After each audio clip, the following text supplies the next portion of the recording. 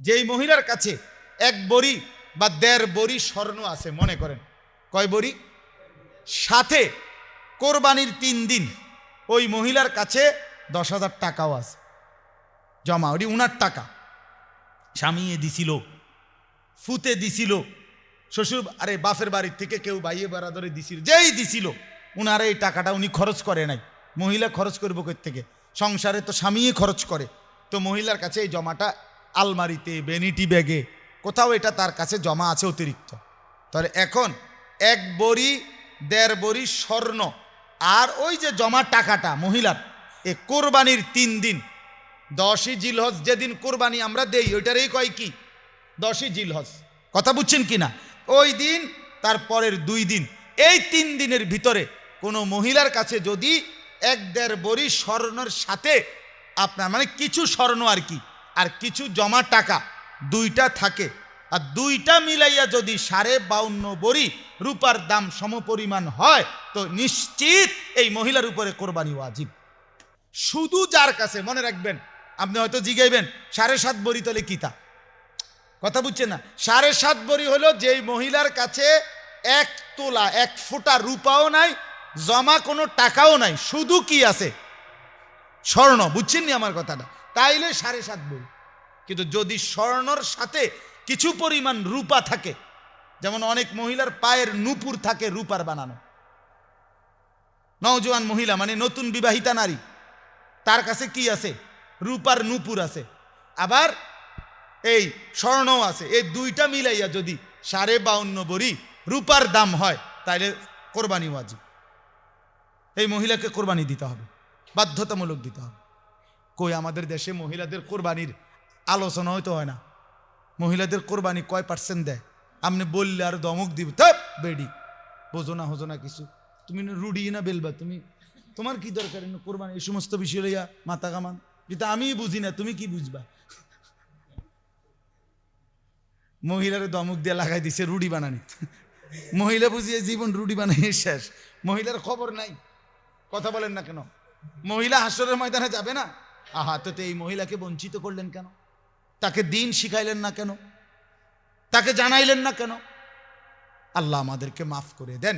এই জন্য বাপ আমার অনুরোধ হইল, ইদানিং কালে প্রায় দেখি এটা মানে জাকাত, আমি আলহামদুলিল্লাহ চেষ্টা করছি আমার মসজিদে একবারে জাকাতের মাসআলা দাগ নম্বর খতিয়ান নম্বর BS-CS খুললা বুঝাইতে, একদম সোজা বলছি, কোনো সদর বদর নাই, সোজা বইয়া বইয়া বুঝবেন, ভাঙ্গা ভাঙ্গা বুঝবেন, একটা লাইনে লাইনে বুঝবেন। জাকাত দিতে হবে। জাকাত কেন দিবেন না? রাসূলুল্লাহ সাল্লাল্লাহু আলাইহি সাল্লাম বলছেন, জাকাত অনাদায়ী যে জাকাত ফরজ হলো দিল না, হাসরের ময়দানে, হাসরের মাঠেই তার সম্পদ আগুনের মধ্যে পুরাইয়া জাহান্নামে চাক্কা বানাইয়া ফুটবলের মতো গোলাকার বানিয়ে তাকে হাসরের ময়দানে বিচার চলাকালীন অবস্থায় কসম খোদার জাকাত না দেওয়া সম্পত্তিগুলোকে পোড়াইয়া আগুনে, তারপরে তার কপালে, কোমরে, পিঠে দাগ লাগানো হয়। কয়দিন? কমপক্ষে 50,000 বছর। কারণ হাসরের ময়দানের একদিন কয় বছর? একবার মেশকাতে এই হাদিসের মধ্যে এটা আছেই, ফি ইয়াউমিন কানা মিকদারুহু 50,000 সানা, কোরআনের ওই আয়াত আছে। তাইলে জাকাত আপনাদেরকে একটু কষ্ট দিছি, রাত হইছে, কিন্তু বিষয়টা আপনারা মনে রাখেন। নামাজ রোজার ব্যাপারে আমাদের মোটামুটি আগ্রহ আছে আলহামদুলিল্লাহ, কিন্তু জাকাত, কোরবানি, হজ, আপনি বলবেন কেউ না কেউ তো দেয় না, কেউ না কেউ দেয়, এটা কথা না। আমার কথাটা বুঝছি না, আবারও বলছি, হজ কিছু লোক তো যাই না, না এটা কথা না, এটা কোনো ফরজে কেফায়া না যে আমরা এলাকার থেকে কিছু লোক গেলে বাংলাদেশের থেকে তাইলে সারব, এটা কি ফরজে কেফায়া? জাকাত কি ফরজে কেফায়া? তো তাইলে এই জন্য জাকাত, কোরবানি, হজ, আমার ওলামায়ে কেরাম যারা আছেন হাত জোড় করে আমারও অনুরোধ আপনাদের কাছে, ইমাম সাহেবান আরেকটু বিস্তারিত এই মাসআলা বলবেন, এটা আমার একটা আবেদন। আমি এই কয়দিন টানা বলে যাচ্ছি সবার কাছে, এটা একটু ভাঙ্গে বলা দরকার মুসলমানকে। বিস্তারিত ফতুয়ার কিতাব দেখে মাসআলার কি, অর্থাৎ কার উপরে ফজিলত, তো বললাম অনেক ফজিলত, অনেক ফজিলত। আল্লাহ তাআলা বলেন প্রত্যেক যুগে আমি কোরবানির বিধান রেখেছি, হজ্জের বিধান রেখেছি, ইবাদত নামাজ রোজা যাই রাখছি, উদ্দেশ্য কি? লিয়াযকুরুসমাল্লাহ, আল্লাহ তাআলার জিকির। উদ্দেশ্য কি? জমিনে আল্লাহর জিকির হবে, জমিনের পানি, জমিন সিক্ত থাকবে রবের জিকির দ্বারা, আল্লাহর স্মরণ দ্বারা, আল্লাহর গোলামি দ্বারা। এই জন্য বাপ আমার শায়েখ আরিফ বিল্লাহ হাকিমুন নফস আল্লামা মুফতি মুশতাকুন নবী কাসিমি হুজুর প্রায় কথা বলে যে হায় বিভিন্ন শহরে বন্দরে মানুষগুলো রাত গভীরে যেই পরিমাণ আল্লাহর নাফরমানি করে, জিনা, ব্যভিচার, অশ্লীলতা, বেহায়াপনা, মদ, জুয়া, নাফরমানির উৎসব শুরু হয়। রাত যত বাড়ে তখন নোংরামি শুরু হয়। তো আল্লাহ তাআলার আযাব তখন কাছে নেমে আসে, আল্লাহর আযাব যেন চলে আসে। কিন্তু আল্লাহ তাআলা যখন রাত 3:30 4টা বাজে, আবার মালিক যখন দেখে কোনায় কোনায় বিভিন্ন মাদ্রাসা, এই ছোট বড় মাদ্রাসাগুলোর হেফজখানায় বাচ্চাগুলো উঠে গেছে, আর রবের কোরআন নিয়ে, আল্লাহর কালাম নিয়ে হাফেজ সাহেবের কাছে সবক দিতে বসছে হেফজখানার বাচ্চারা। কসম আল্লাহর, হুজুর বলে ঠিক আল্লাহ তাআলা বলে আমি তো চাচ্ছিলাম আযাব দিয়ে ধ্বংস করে দিতে, তো তোদের কারণে পারলাম না রে, উঠায় নিলাম। তোরা যে উঠে গেলি, তোরা আমার এই মাসুম বান্দা আমার কালাম নিয়ে বসলি, বিনিময় যা সবাইরে বাঁচাই দিলাম। এই জমিন টিকে আছে আল্লাহর জিকিরে, আল্লাহর কালামের বরকত। কোন সিটার বাটপার, সুদখোর, ঘুষখোর, কোন মদখোর, গাঁজাখোর, ফুট্টাখোর, বাবাখোর, কোন নেশাখোর, ব্যভিচারীর জন্য খোদার কসম ভোর হয় না। ফজরের নামাজ পড়বে কিছু আল্লাহর বান্দা, তাদের জন্যই ভোর হয়, তাদের জন্য ভোর হয়, তাদের জন্য সন্ধ্যা হয়, তাদের জন্য রাত কেন অন্ধকার হয়? কিছু বান্দা তাহাজ্জুদ পড়বে এই জন্য।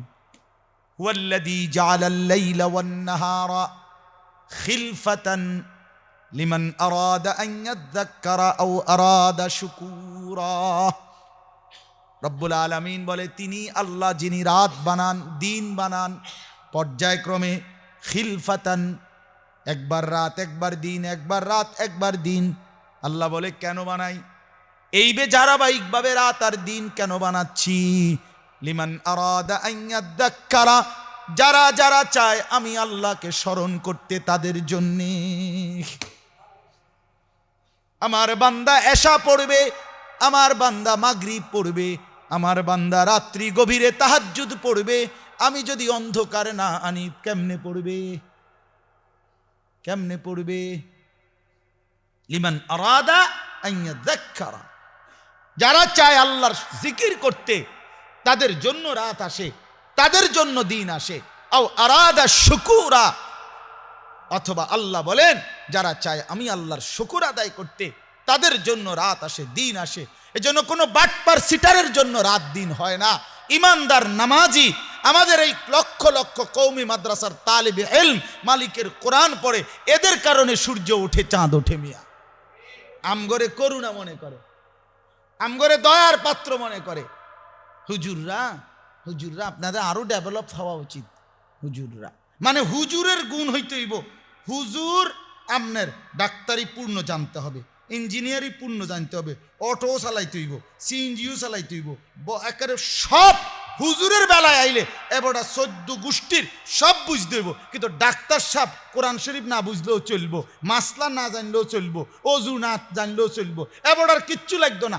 আমি কা হুজুর হইলাম, আমার রূপে সব চাপাই দেওয়া না। আমার